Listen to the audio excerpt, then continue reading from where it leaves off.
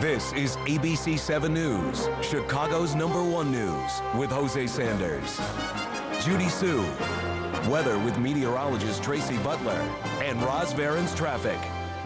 This is ABC 7 News This Morning. And then later, the new ad featuring Tiger Woods and his late father.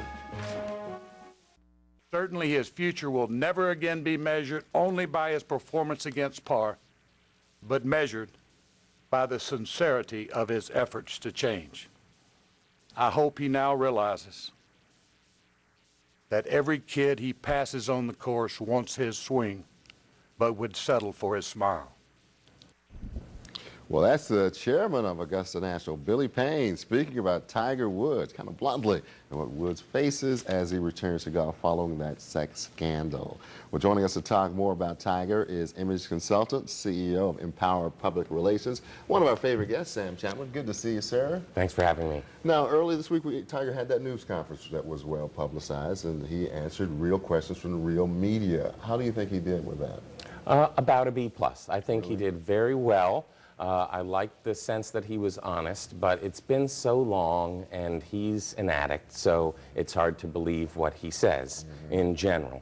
I think if he'd done this 4 months ago, his image never would have been harmed quite so badly. So I was happy to see him finally do it, and I think we can get back to golf.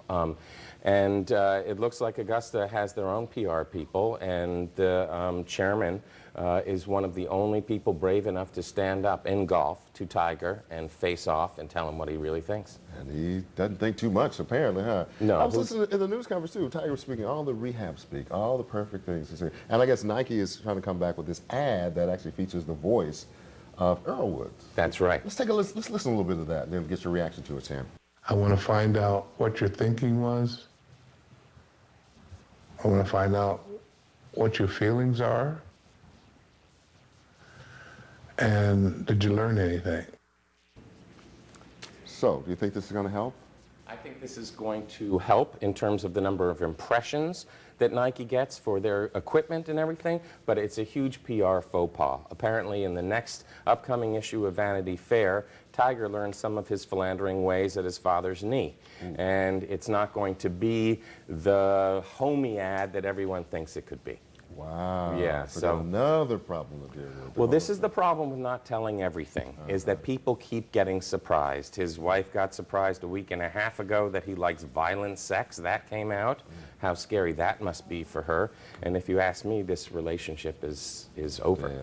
Yeah. So he tees off today. You expect some boos out there, of course.